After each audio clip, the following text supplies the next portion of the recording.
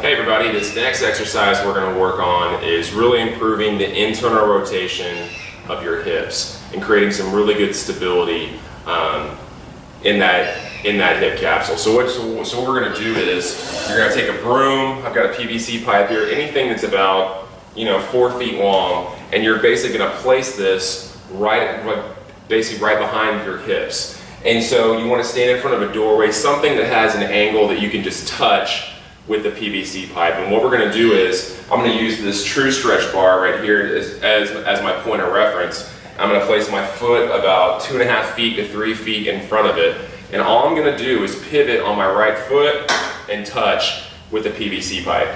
So if you notice, my right foot's not spinning out. If it does start to spin out, then basically I would scoot back closer to the target, because of course the point is we want to keep that big toe of the foot that is on the ground completely flat. We want to have it smashing into the ground so we can really get your hip to activate and work. And if you notice, my right hip is well rotated over my fixed leg right here. So I'm creating some really good internal rotation of my right hip, which is really turning on and really loading my right glute.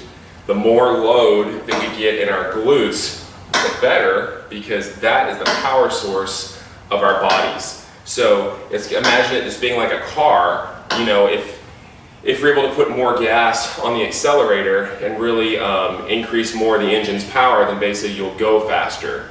You'll basically get from point A to point B a lot sooner. And that's the same thing with our glutes. If we can activate them and get them to engage and do what they're created to do, then we'll basically be more explosive on the basketball court, the tennis court. Reaching down and picking up our kids will be a lot easier. We will really be able to use the hips to do what they're created to do.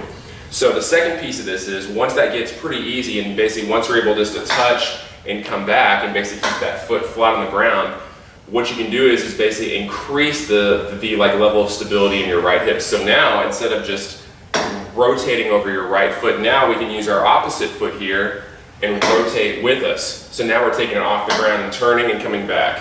Just turning and coming back. So basically that's causing even more rotation to my right foot and my right hip. And then the other thing you can do with that is you also can increase the distance. So basically now it's causing my hip to go and really have to turn even more. Can't even get it right there.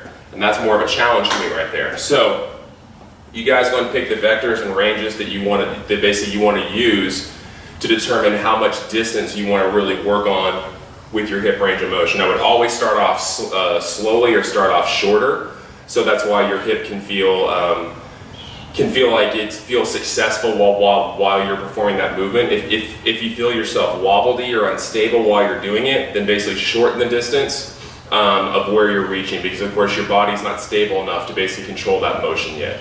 So again, this is going to be the hip internal rotation with a broomstick or PVC pipe reach.